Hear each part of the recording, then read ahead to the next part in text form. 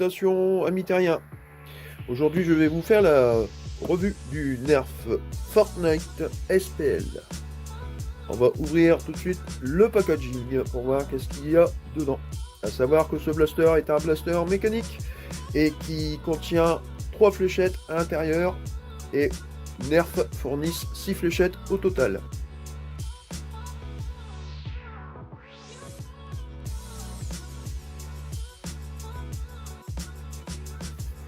Qu'est-ce que nous avons dans le packaging?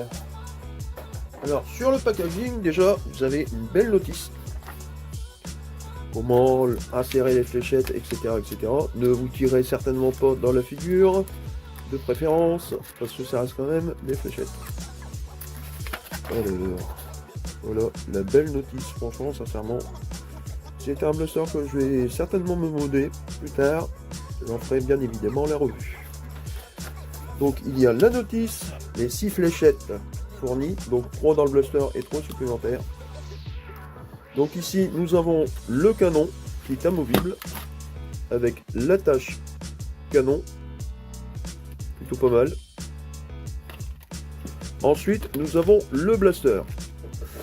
Et ce blaster a la même particularité que le Nerf Mega Magnus.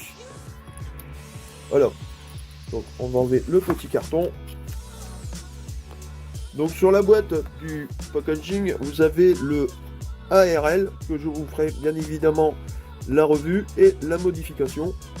Et vous avez le TS de la gamme Mega Fusil à pompe, avec chargement interne comme celui-ci. Donc on va passer aux spécifications de ce blaster. Donc dessus vous n'avez pas de rail de personnalisation, vous avez, on va dire, comme qu'il y aurait un système de visée. Il n'y a pas de vitre. Vous avez un organe de visée en mettant bien le curseur qui est au bout, ici, bien au milieu. Je pense qu'on devrait réussir à viser. À savoir aussi une chose, c'est que si vous rajoutez le canon, vous allez perdre automatiquement de la portée. Comment se charge ce petit blaster? Notre spécificité, ici, vous avez un bouton de désenraillement qui se trouve juste ici. En fait, quand vous ramenez votre blaster en avant, que par exemple il est bloqué, il suffit simplement d'appuyer sur le bouton en question et vous le ramenez vers l'arrière pour débloquer la fléchette potentiellement enrayée. Donc, on va ouvrir le packaging de ces fameuses fléchettes. Donc, il est fourni dans le packaging 6 fléchettes. Donc, comment charger le blaster? Il suffit de simplement ramener ça vers l'arrière et de prendre 3 fléchettes parce que c'est un blaster à 3 coups. Et vous pouvez ramener le chargement du blaster à l'avant. Après, au niveau de l'attache canon, c'est un attache canon standard, un quart de tour, et voilà. Esthétiquement pas mal, mais à savoir que quand vous mettez le canon, en général, vous perdez automatiquement de la portée. Donc là, nous allons passer maintenant au test de vélocité. A tout de suite.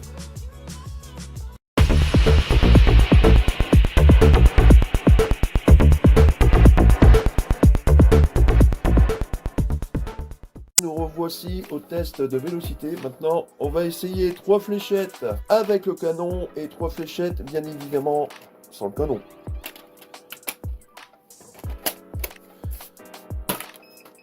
« 63,6 » 68,5 67,8. Maintenant, on va essayer sans le canon. Bien évidemment, ce blaster n'a pas le slam. Mais avec un 3 coups, j'en vois pas trop l'intérêt. Ah, vous voyez, 70,8. Déjà, on atteint les 70 FPS. 70,5. 69,2. Ça dépend toujours de la fléchette que vous utilisez. Maintenant, nous allons passer au test de tir sur cible. A tout de suite.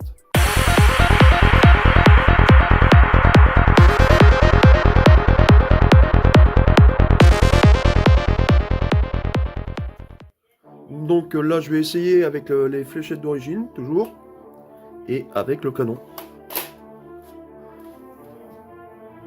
Dans le 50, on va essayer. en visant comme ceci, en dessous du 50. À savoir qu'entre la caméra et la cible, il y a toujours 7 mètres. En dessous du 50, donc effectivement, à 7 mètres, c'est pas très précis. Ah, dans le 25.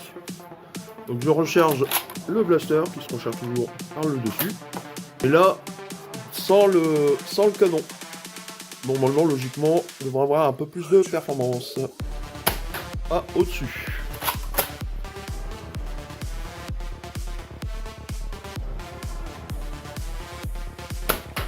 À côté. Et dedans, dans le 50. Je vais refaire quand même une petite salve de 3 fléchettes. Et vous pouvez voir que la fléchette Big Power rentre impeccable. Dedans. Au niveau du 50. Un peu plus précis dans ces blasters. Hein. Les fléchettes Big Power. Dans le 50. On va essayer le 100. À côté. Voilà, maintenant nous allons faire la petite conclusion de ce blaster. A tout de suite.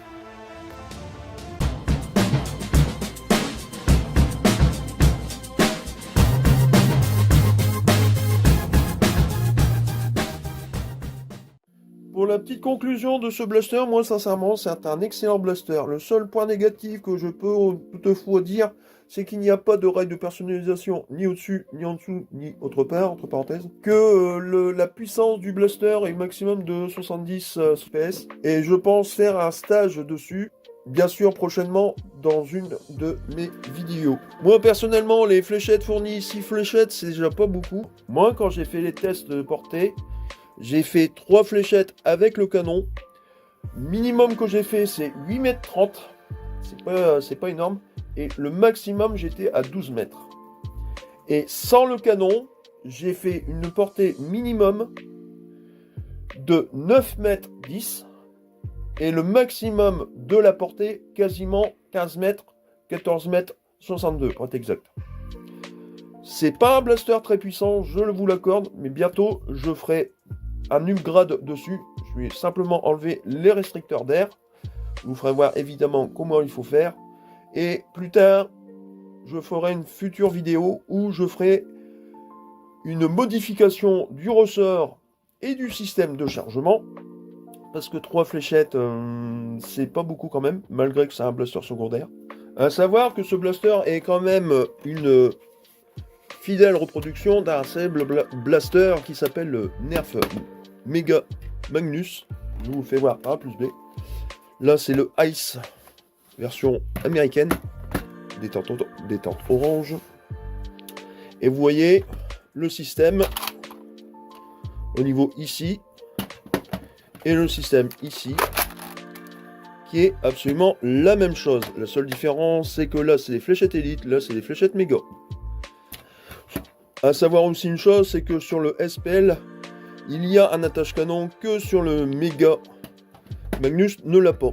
Mais c'est ni plus ni moins qu'une copie conforme de celui-ci, à part que là, c'est en élite, tout simplement.